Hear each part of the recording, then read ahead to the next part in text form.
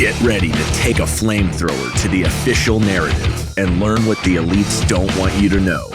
You're listening to The Tom Woods Show.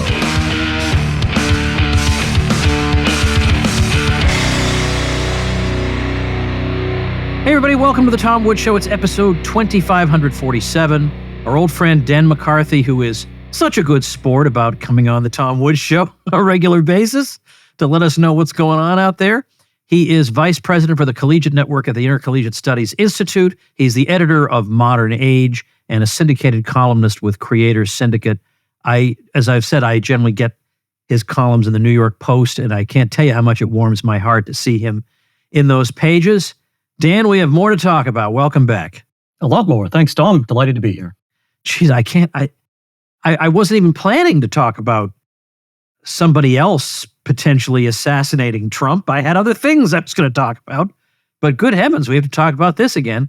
So, today I sent out, so as people are seeing this several days earlier, to my email newsletter, I said, there are a lot of things that are disturbing about the fact that we're now looking at twice over the course of roughly 2 months that there's been what the FBI calls an assassination attempt. So it's not, just wild speculation.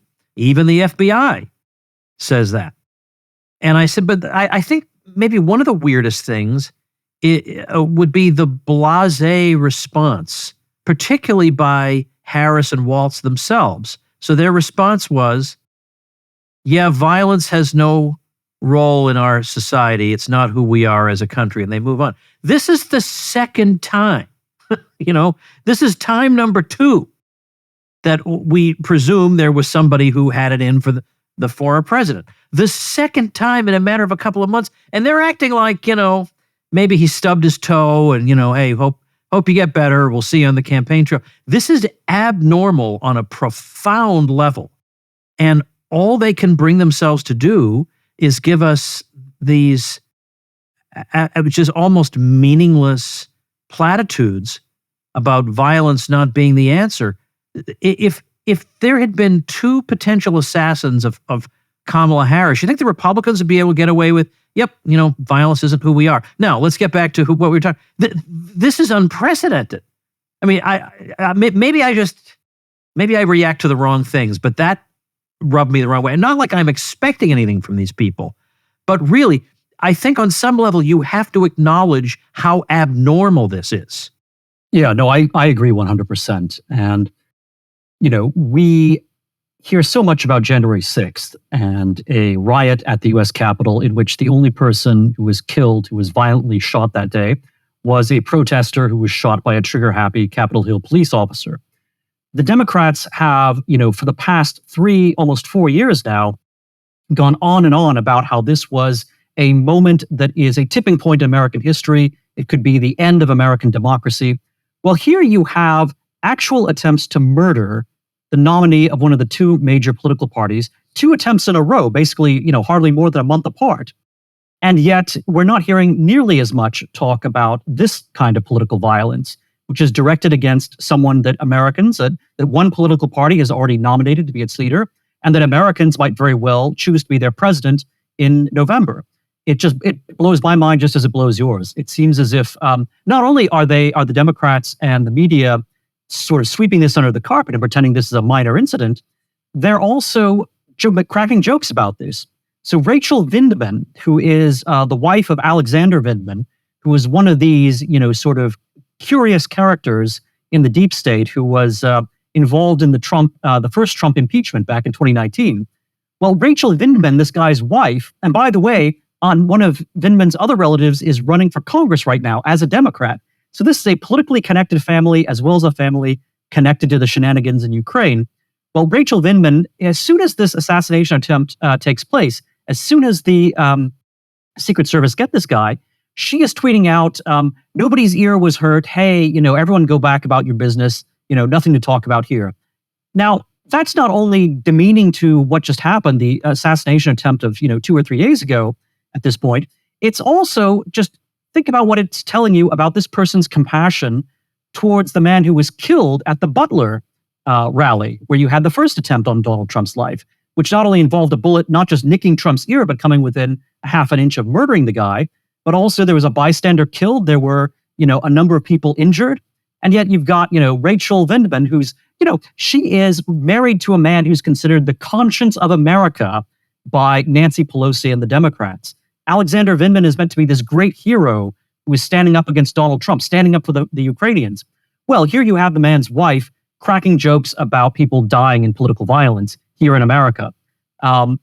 It's well beyond the pale. I was willing to give the Democrats the benefit of the doubt with the first assassination attempt. It was a young guy who had no paper trail. It was very hard to say the Democratic rhetoric drove Thomas Crooks to do what he did. This current assassin, however, boy, oh boy. I mean, he has, a mile-long track record of donating to Democrats. He has been very active on Twitter. This is a guy that was profiled in the New York Times last year, trying to round up, mercenaries and, Afghan veterans to go and fight in Ukraine against Russia. This is someone who clearly has, an activist life. It's a very left-wing Democratic activist life, and it's a life which ultimately led him to decide to take, a man's life in his own hands by picking up a rifle, going to Donald Trump's golf club, and aiming to kill the president or the former president. Is there anything that makes you scratch your head about the news item we read in, of all places, on CNN.com, that Trump's decision to play golf was a last-minute decision? So therefore, that does make you wonder, if this wasn't something that was generally known, how does this assassin get to where he is? And I'm not trying to be a rabble-rouser here, but why wouldn't you ask that question? And even if that particular fact proves not to be correct, there are a lot of reports right now which say that the gunman was camped out for about 12 hours, that he got to the golf club around 2 a.m. He is setting up to take a shot at Donald Trump around 1:35 p.m. A guy doesn't just randomly, stake out golf courses, day after day. I mean, it's clear that this guy had a reason to think that Donald Trump was going to be present. It's clear that he was, giving a lot of forethought to his plan. He had, stacks. He was ready to camp out at length. This is, there's a degree of planning here that really does require investigation. This is not, again, with Thomas Crooks, you had a kid who maybe he got lucky in terms of the lapse of security in terms of the coordination between the Secret Service and the local police in Butler. Any number of things could have happened. It was a humiliation for the Secret Service, but perhaps it was just a fluke. This, on the other hand, this is somebody executing a, half-day-long plan with God knows how much preparation behind it to try to, take out former President Trump. When you combine that with what we're hearing about potential dramatic escalation in Ukraine, it is striking deep into Russia and getting approval for that and all this from the West. And then you've got these two assassination attempts. It's like everything is speeding up really quickly. And I have friends who are saying, look, I'm not a weak person. I'm not somebody who, but I feel like the things are crumbling really fast, that the changes, very, very bad negative changes and trends are occurring on a really, really undesirably fast timeline, let's say. And I don't even know how to cope with it. And you grew up, I guess, in the 90s, and I grew up in the 80s, and I just don't remember anything like this. I don't remember life being like this.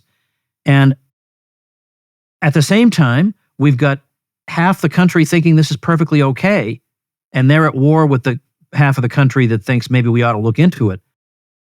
I don't know. I just have to feel like this isn't how we were meant to live. Yeah, the complete unserious right now is surreal.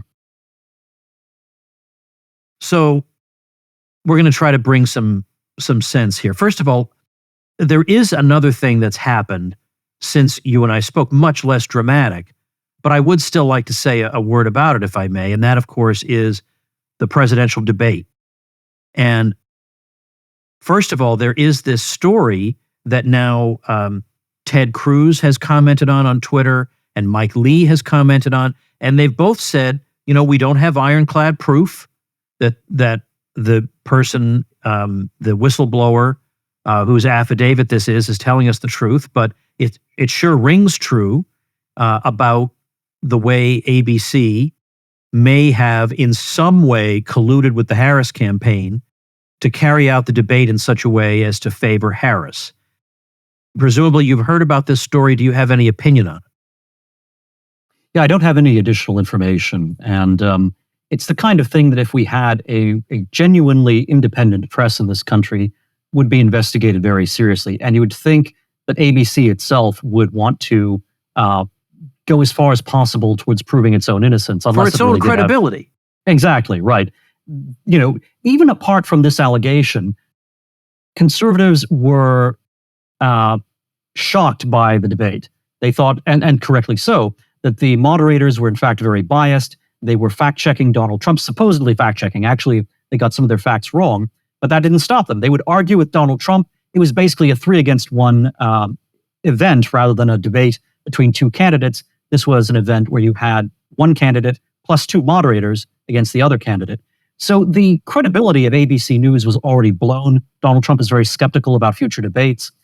You would think ABC would want to do everything within its power to prove that it was acting honestly in this debate. And then maybe even it's aware of some of the criticisms that people have lodged about the way its moderators treated Donald Trump. Well, we're not seeing that. Instead, we're getting, hints from whistleblowers that perhaps there is a deeper corruption here, even than the one that every viewer could see on their own screens. Now, at the same time, I don't look. I agree with you. I think Trump was treated absurdly in the debate. At the same time, it would have been interesting to observe how a Vivek Ramaswamy would have handled that situation, because I feel like 3-on-1, 3 on Vivek, that it would have turned out looking like 100-on-3. He would have had their heads spinning. They would have known what to say, and unfortunately, we were deprived of that. I feel like he could have been better prepared and more disciplined. If you got to be able to, even if it is 3-on-1, three Kamala Harrises. She's a 0, 3 times 0, right? You ought to be prepared to absolutely wipe the floor with her. And people have 4 years worth of experience with this woman.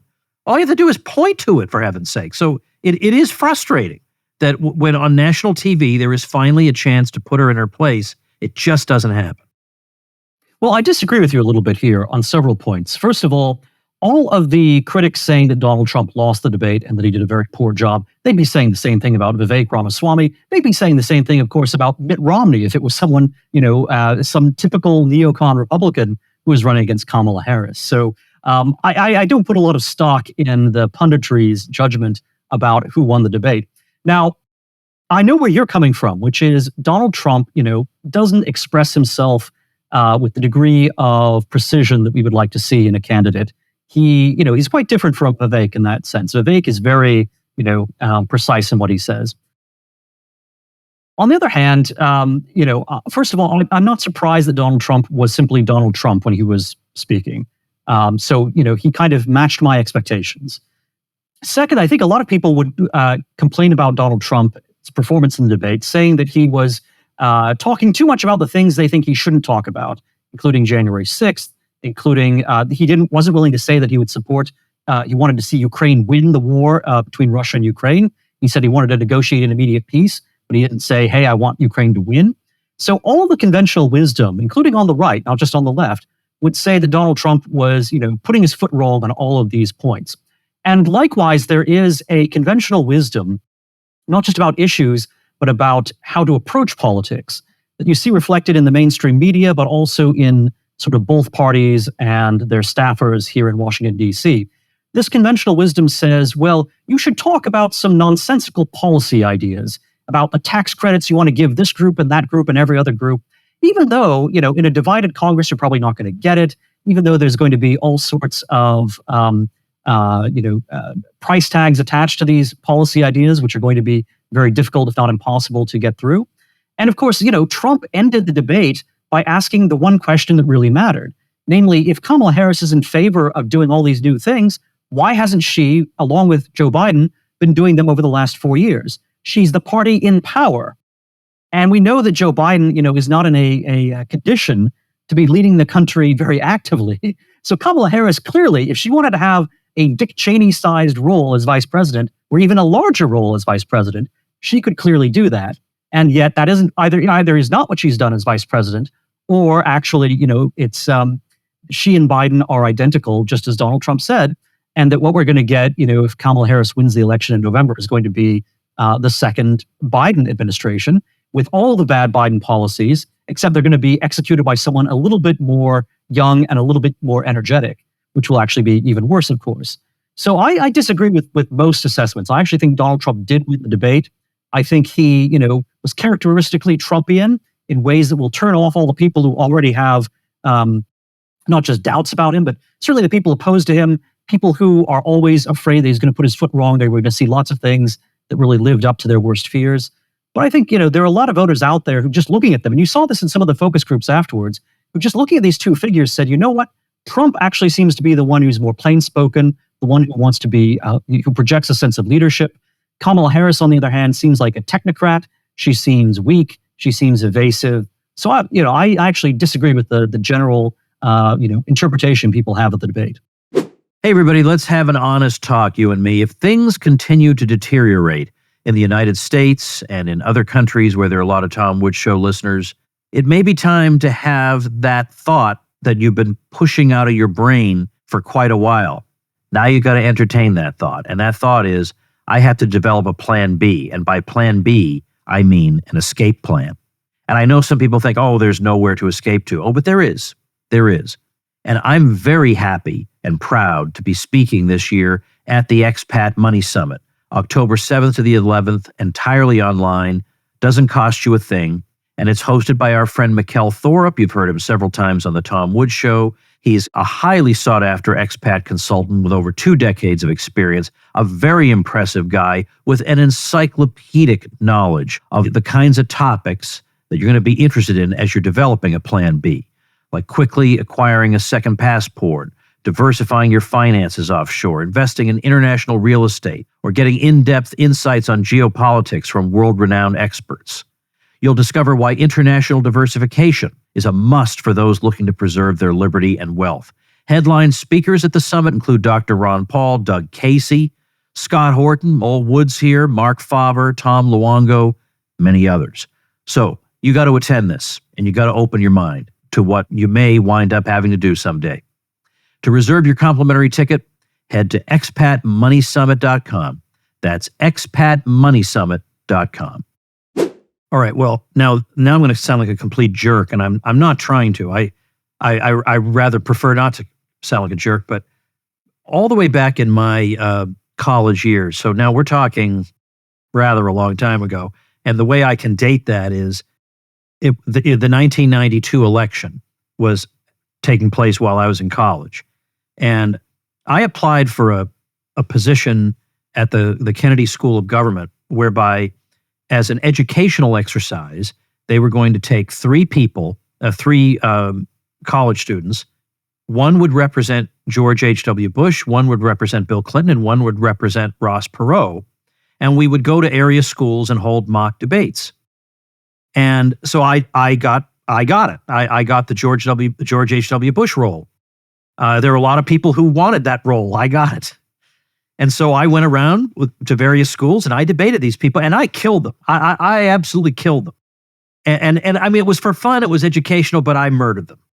And I had people consistently saying to me, you are a much better George H.W. Bush than George H.W. Bush is. And I thought, okay, yeah, that's exactly what I'm trying to do. And I think some of my frustration is that I feel like I personally know people who would, I hear what you're saying, but people who would have objectively done a better job, would have metaphorically dug her grave there. I can think of people who absolutely would have done that.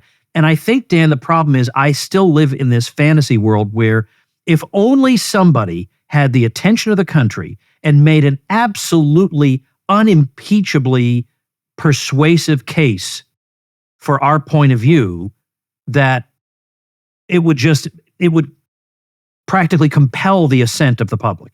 I'm still living in that fantasy world. Now, that fantasy world should have been punctured by the arrival of the internet, where now people have access to all the information in the world, and they still have ridiculously uninformed opinions. That should have told me something.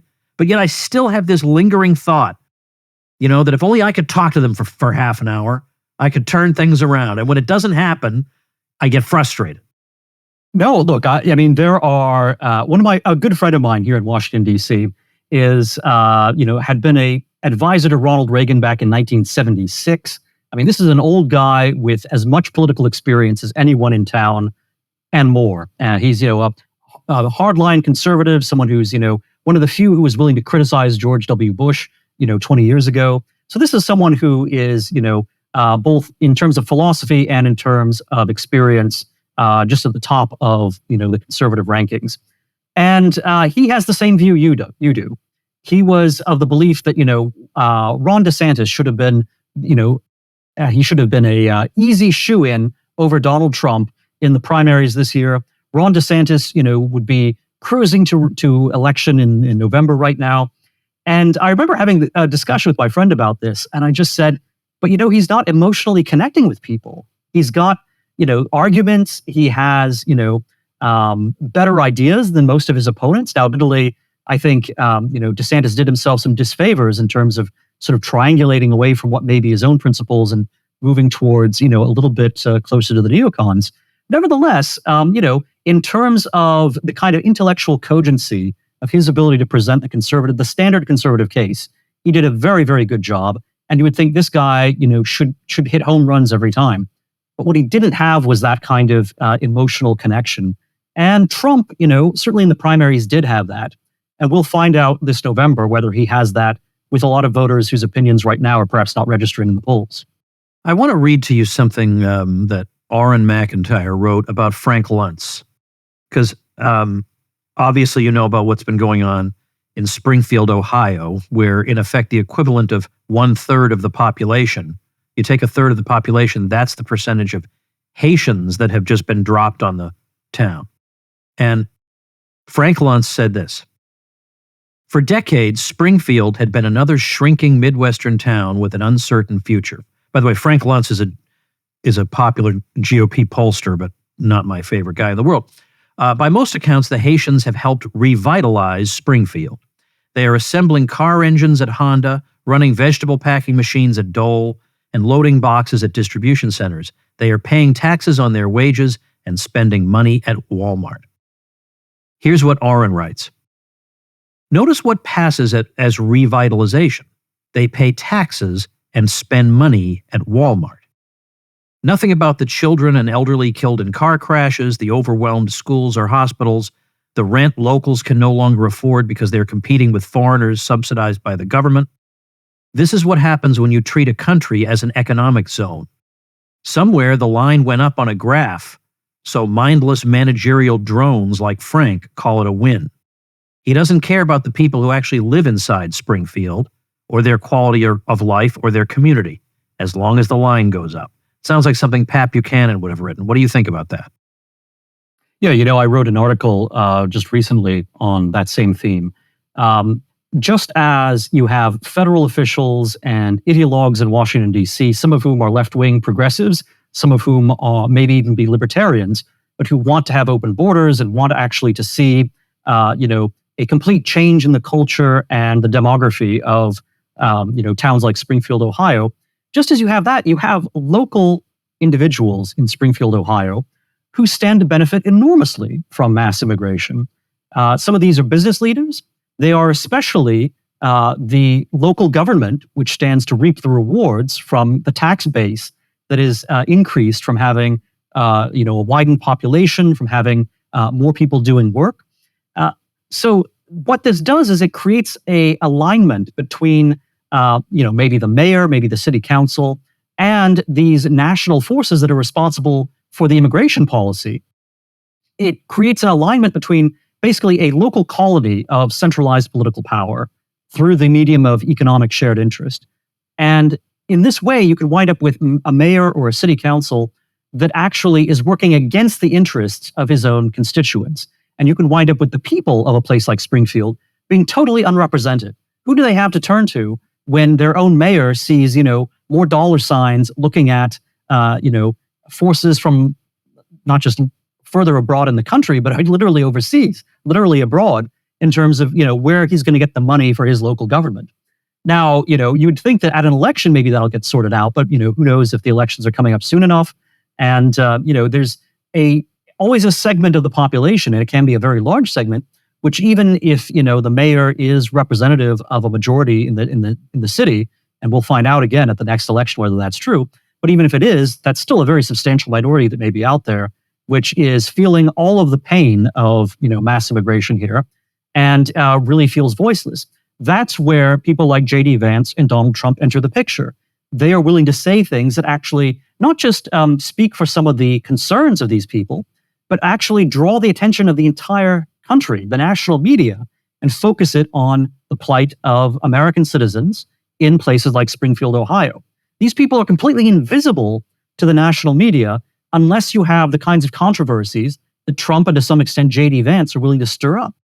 Now, that's a sad commentary on our media. That's a sad commentary on what matters to the people who make decisions about what's to be covered and how it's to be covered in America.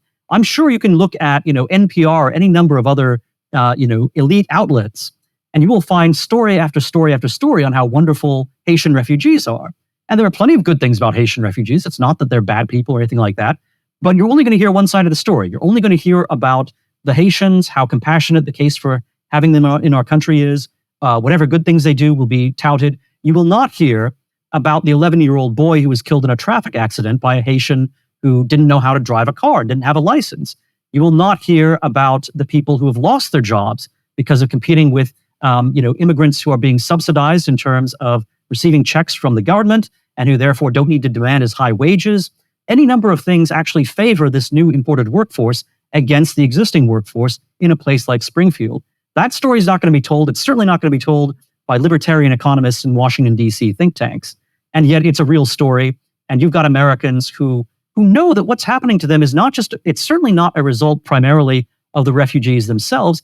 It's a result of decisions that are being made in which they have no say.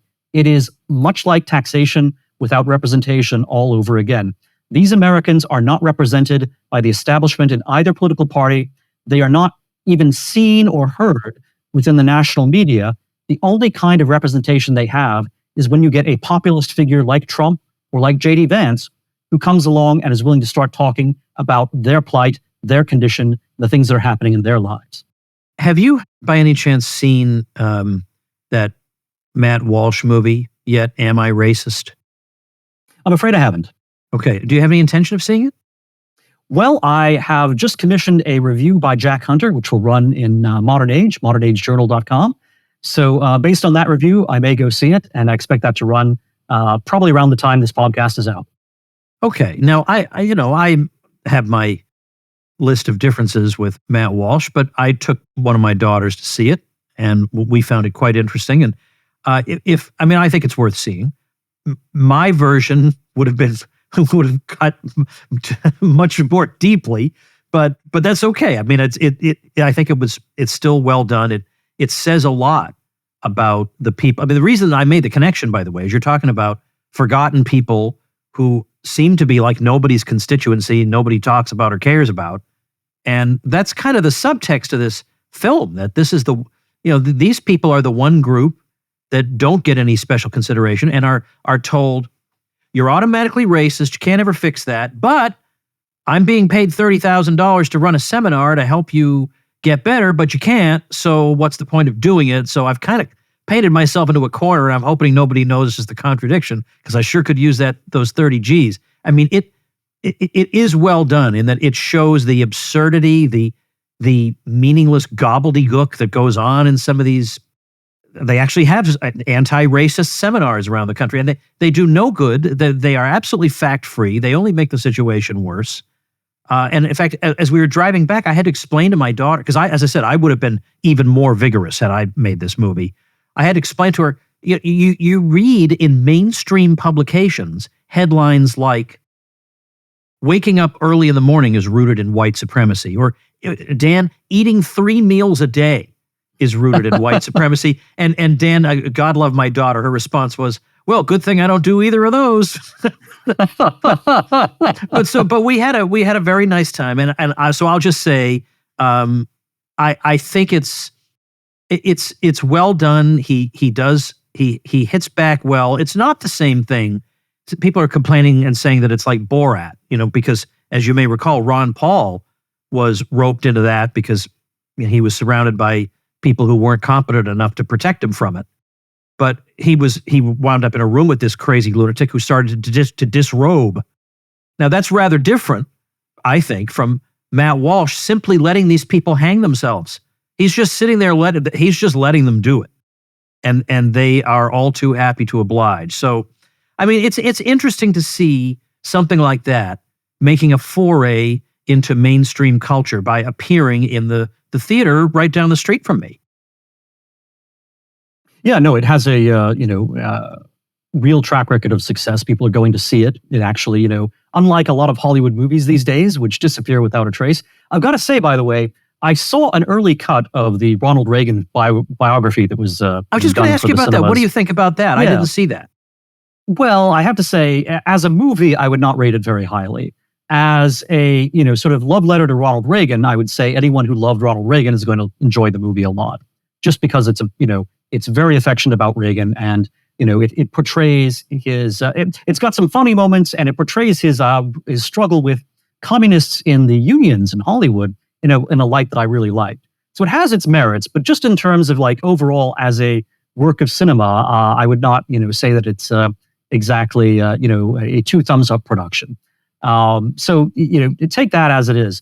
Nevertheless, though, I mean it's done very well in the movie theaters compared to a lot of Hollywood releases, which may not be, the Deadpool and Wolverine blockbuster, but a lot of things that have, some younger marquee names attached to them, that have significant budgets, that are seen as being, potential money makers at the box office. They've done a lot worse than the Matt Walsh movie on racism or the Reagan biography movie.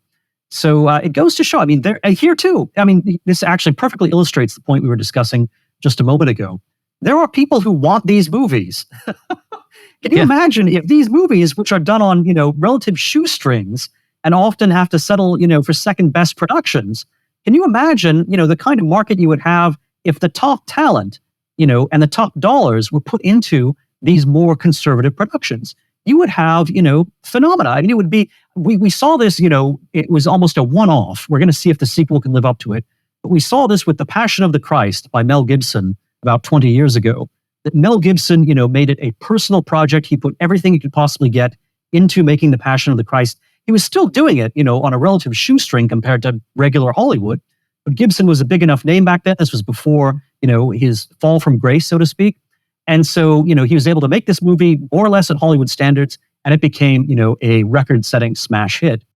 This, but there is a market here which progressives don't want to tap into. It is, libertarians often think, well, money alone is incentive enough, right? If there's money to be made in something, then you're going to get the right entrepreneurial talent that will come forward and that will create the product this, audience wants to receive.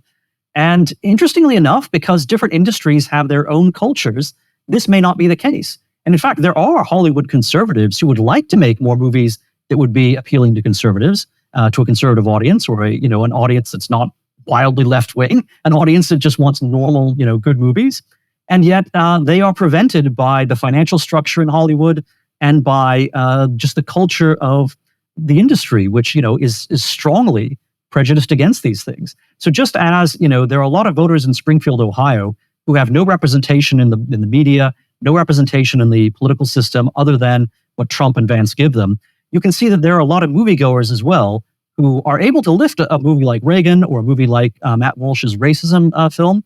And yet, clearly they could do much more if only there were somebody out there who actually had the resources and, the not just, one production company, but rather the resources of a town like Hollywood that was genuinely open-minded and wanted to try to provide, something that progressives want, but also something that conservatives want.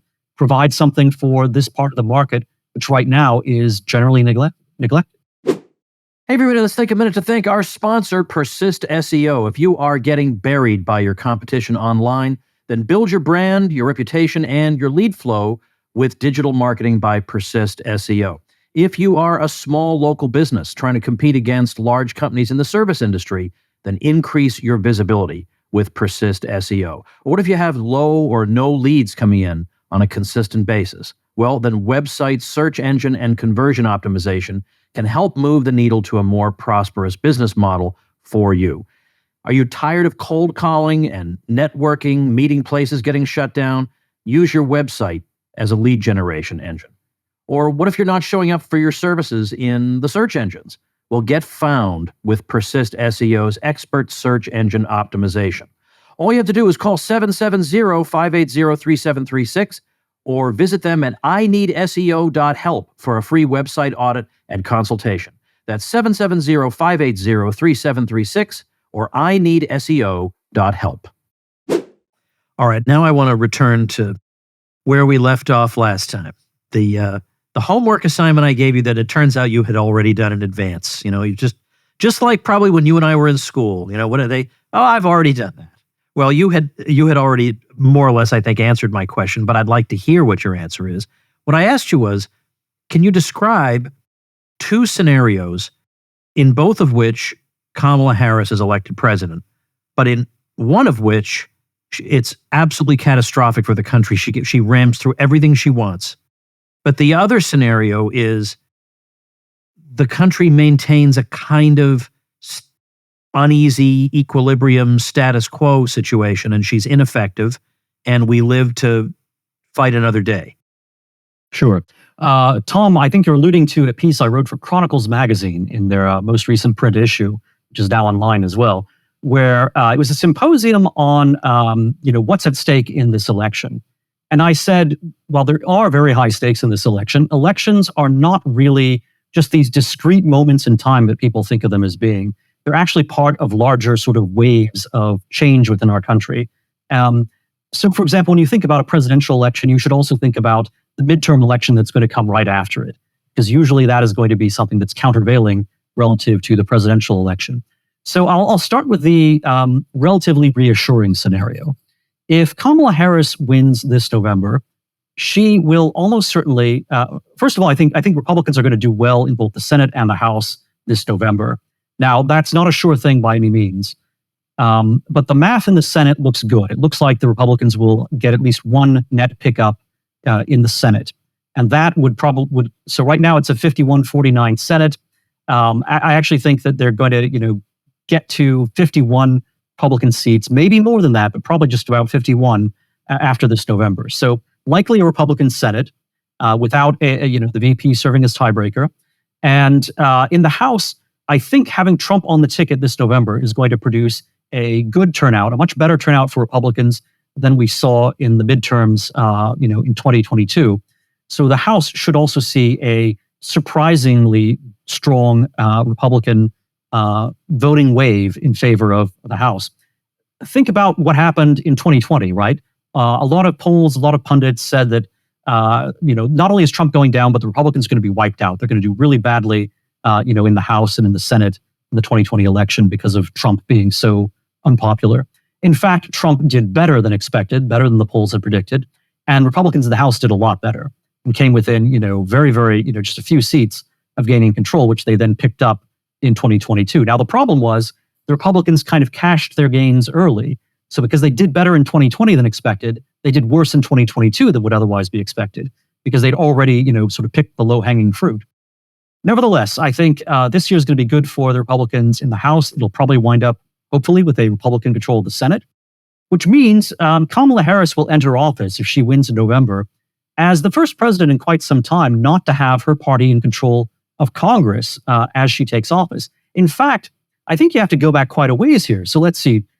Trump had, Republicans in control of the House and Senate when he took office. Obama had control of both when he took office. It's a little complicated with George W. Bush. Again, there's kind of a tie-breaking situation in the Senate, and the Republicans wound up, within Bush's first year or two. Within his first year, they lost a seat, which then gave effective control of the Senate to the Democrats. But in general, going all the way back to Clinton, you've had presidents who've been able to count on having certainly the House and usually the Senate as well under their control when they take office. That probably will not be the case with Kamala Harris. So her agenda in terms of doing anything, radical the constitutional way is going to be dead in the water. And that's going to include, getting radicals onto the Supreme Court.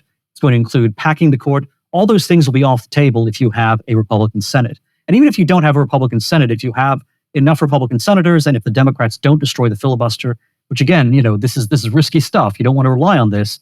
But if you get a Democrat like Sinema, or who knows if John Fetterman would decide he wants to be the next, really independently minded Democrat who would preserve the institution's integrity as opposed to being a partisan. But there are lots of ways in which Kamala Harris's judicial appointments can be, slowed down or stopped, during an administration. And there's a lot of ways in which the damage can be limited there. And then I think that, if the midterms, as usual, go against the incumbent in 2026, that's going to be yet another good year for Republicans. So what you could wind up with is a Harris administration where for 4 years you actually have a steady buildup of Republican power. They start out with, hopefully the House and the Senate. They increase their margins in the House and Senate in 26, and then they're ready to go into 2028 in full battle mode. Harris at that point will be carrying the weight not only of whatever she has or has not accomplished in her 4 years, but also the weight of succeeding Biden after 4 years. Usually the American public is ready for a change in party after that 8 years of one party. And that means I think Republicans would be in a great position for 2028.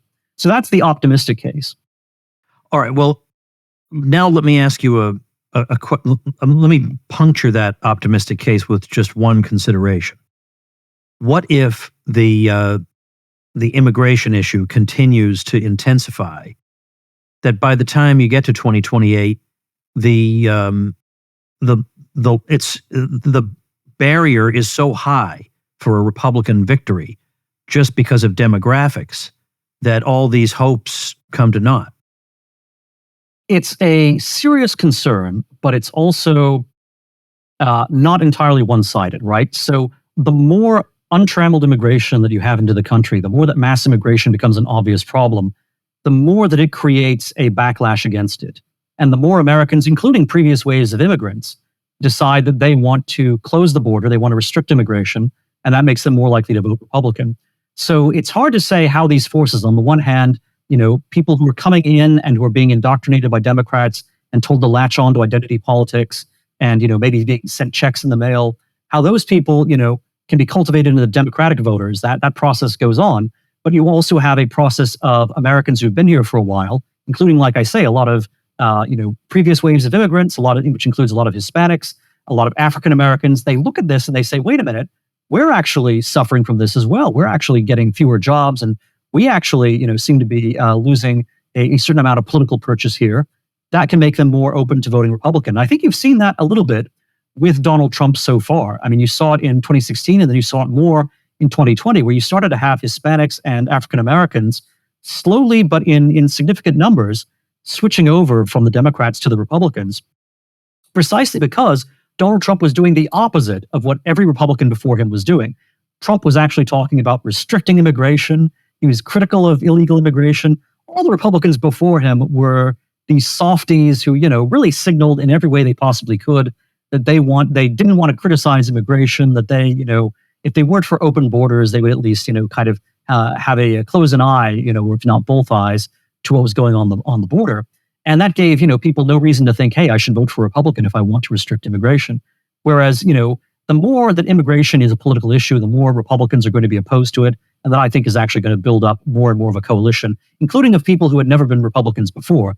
And again, I'm not just talking about Hispanics and Blacks, but also a lot of working class Americans are increasingly saying, wait a minute, the Democrats claim to be for the unions and for the working class, but what they're doing with immigration is actually cutting the legs out from under us. We're going to have to vote for the Republicans to stop this. Okay, so what's the negative negative scenario? Well, the negative scenario, in a way, is obviously the opposite of what I've said would be catastrophic.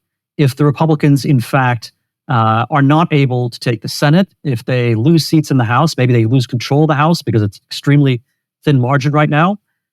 Then Harris would enter office with holding the same kinds of cards that Barack Obama was holding. Although she wouldn't really, even in the best scenario for her, she would not have the margins that Barack Obama enjoyed. And you remember that Obamacare itself only passes by about one vote. They bully almost, actually, a couple of Democrats don't vote for Obamacare, and they bully a handful of Republicans into voting for it, and that's how they get Obamacare. So Harris actually has a hard time, I think, getting the legislative agenda she wants.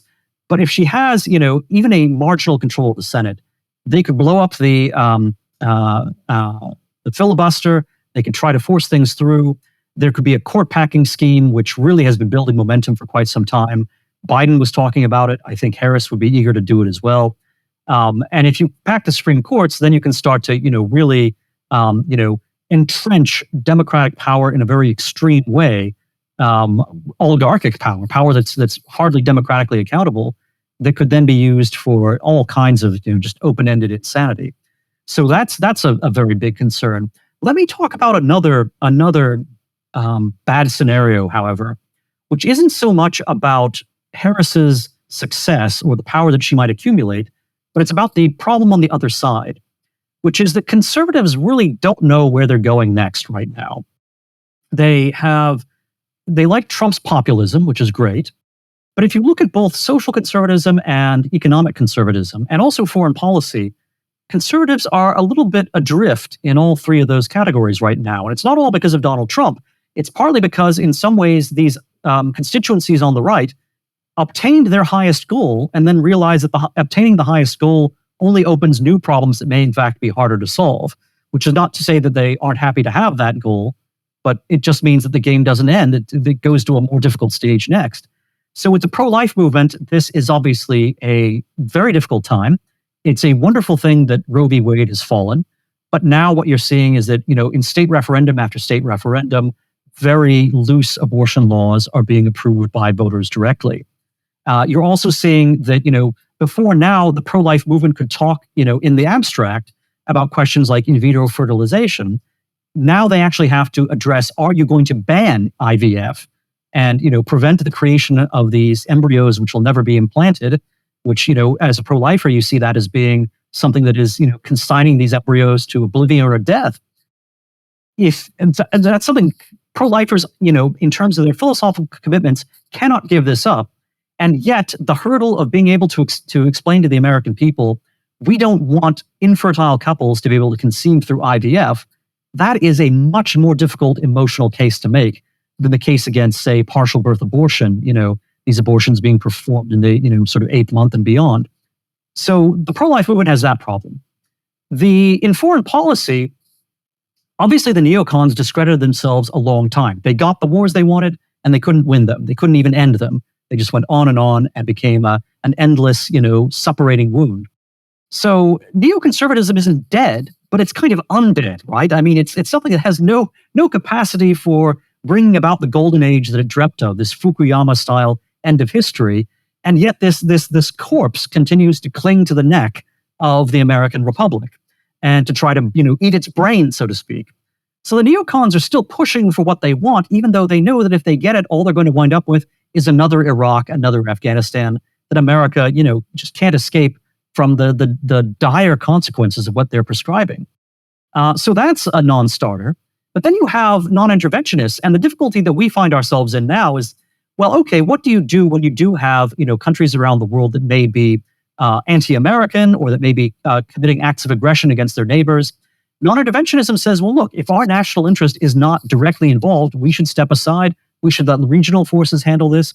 But it's a complicated picture. It's more complicated to say, how we would like to keep ourselves separate from these conflicts and what kinds of institutions we hope the Europeans or others will build that will enable them to solve their own problems. That's a more difficult thing for us to provide than simply saying the Iraq war is a bad idea or the Afghan war is a bad idea. So there's a pressure on us now that wasn't on us, when we were simply purely in opposition. Now we have a little bit more responsibility because we've got a little bit more say within the Republican Party and in the world of foreign policy. And then finally on economics, of course, you do have I think Trump's populism, a lot of his economic nationalism is justified. I think tariffs can be defended. In fact, I've defended them in recent columns. But Trump keeps going, he's obviously not a libertarian. He's not an economic conservative in the classic Reagan sense. But he's also kind of a experimentalist as far as being an economic nationalist is concerned. And you never know where his next experiment is going to take him. So he's now starting to talk about, creating what sound like, kind of new welfare benefits.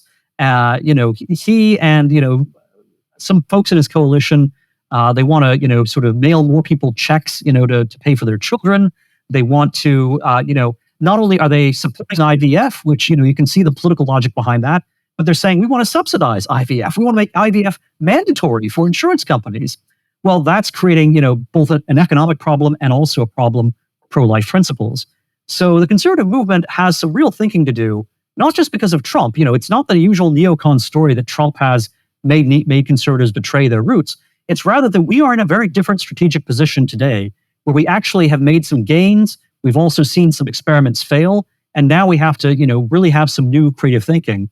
And right now, I see that, a lot of people would rather bicker and complain and say, well, you were for Trump or you were for DeSantis, rather than, trying to solve a much deeper philosophical and cultural problem that the right is facing going forward. And if conservatives don't take this problem more seriously and really look to their own, sort of intellectual and moral resources, then the Democrats and the left are going to win by default. It's not going to be a matter of, Harris being some sort of political genius. I mean, you and I know that's not true. You and I know that it's all BS, this whole, sort of campaign by the media to make Harris look like, the next Barack Obama, this next sort of generational political genius. I mean, she's nothing like that. She's the same terrible person who couldn't win a single Democratic primary back in 2020.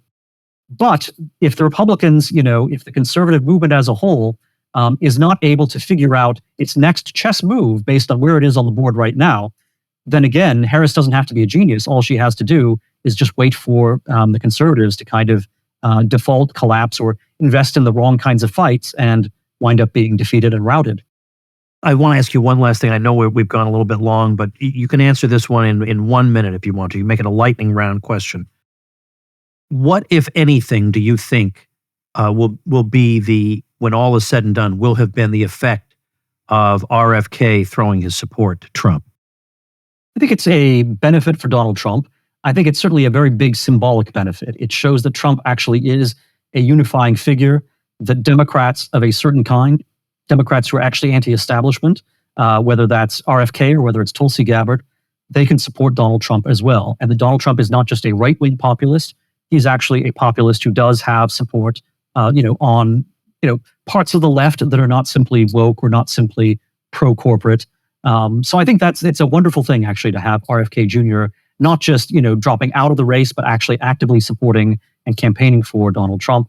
And I think Tulsi Gabbard is even better, and the fact that she's doing all of this is very, very valuable. And I think that's also going to help address part of the problem I was speaking to before. Not that you're going to look to RFK or even Tulsi Gabbard to come up with the next great conservative brainstorm, but this shows conservatives what possibilities are out there, that this is a beginning, that you can actually, convince these people, talk to them about why they are upset with the Democratic Party, why they are upset with, the vaccines that were forced on people and with the shutdowns and lockdowns. And you can say, wait a minute, if you don't like what the Democrats did there, then there's an alternative. They're actually not just on this issue, but on other things you might not have thought of before. By the way, I think this is kind of a path that someone like Naomi Wolf is on as well. I mean, I would never have thought about it, back when she was, kind of, the darling of, the Al Gore campaign back in 2000, you may remember. But Naomi Wolf is actually very critical of not just the woke left, but also of, this very, sort of corporate, and very medical establishment connected, Democratic Party of today. So I think the RFK thing is wonderful. It shows that there is new territory to be reached by conservatives and by people who are not insane, woke left lunatics. Dan, of course, I want to suggest people check out Modern Age. We've been asking them to do this. We've been more than reasonable, I think, up to now. We've been patient. We've asked politely. But modernagejournal.com is worth visiting. This is where you can get a breather from the, let's say, the tone of most of the, and the lack of substance of most of the ongoing political conversations, if you can even call them that, and actually enjoy the intellectual pleasure of reading well thought out pieces on issues of enduring importance. You won't read anything about why Taylor Swift endorsed Kamala Harris or anything like that in modern age. Well, certainly not while Dan is running the show. So modernagejournal.com, I recommend. Is there anything else you want to tell people about? Well, that's the main place. As you mentioned, I'm a syndicated columnist with Creators Syndicate, and my column runs in New York Post and Chronicles Magazine and many other fine outlets. And I want to remind people that my COVID book, Diary of a Psychosis, it is available in audiobook, and I'm the one reading it, which means it has just that combination of contempt and sarcasm that you crave on this topic. And for the print edition, I am selling it. You can get it from me for what it costs me to get and ship to you. Just cost plus shipping. I'm not making a cent on it if you buy it from me. I just want to get the word out. So you can do that at diaryofcovid.com. Dan, thank you very much. Thanks, Tom. And thank you, ladies and gentlemen. Make yourself and those you love less vulnerable to the regime, both mentally and physically. Get more forbidden information at tomsfreebooks.com and be sure to subscribe to the show wherever you listen. See you next time.